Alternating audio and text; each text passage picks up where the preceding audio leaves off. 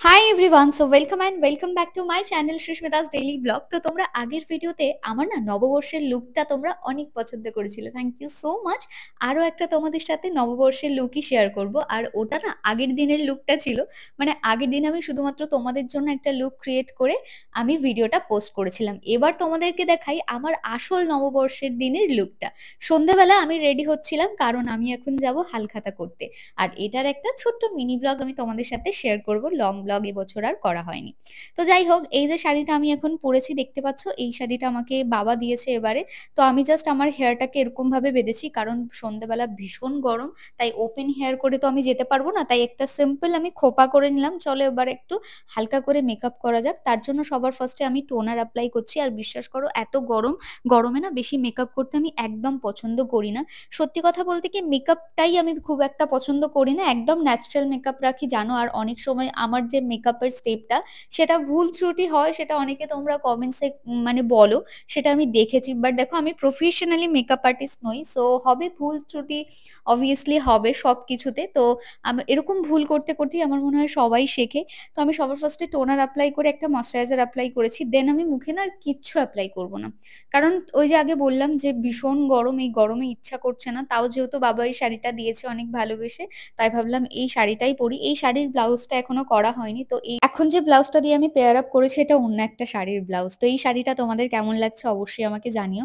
আর এই শাড়িটা যদি আমি কোথা থেকে নিয়েছি সেটা জানতে চাও, তাহলে যারা অশোকনগরে থাকো তারা অবশ্যই জয়শ্রী বস্ত্রালয় চিনবে। আমি ওখান থেকে এই শাড়িটা নিয়েছি, আর শাড়িটার খুব একটা বেশি প্রাইস নেয়নি, মানে মোটামুটি রিজনেবলের মধ্যে।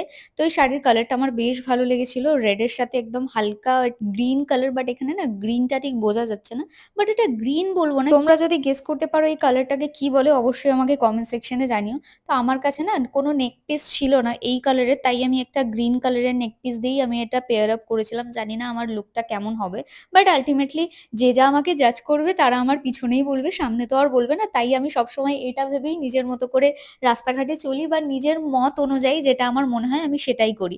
তো আমি একটা লিপস্টিক অ্যাপ্লাই করেছিলাম ফার্স্টে, দেন আরো একটা লিপস্টিক অ্যাপ্লাই করলাম, কারণ তোমরা জানোই আমি একটু ডার্ক শেড পরতে বেশ পছন্দ করি।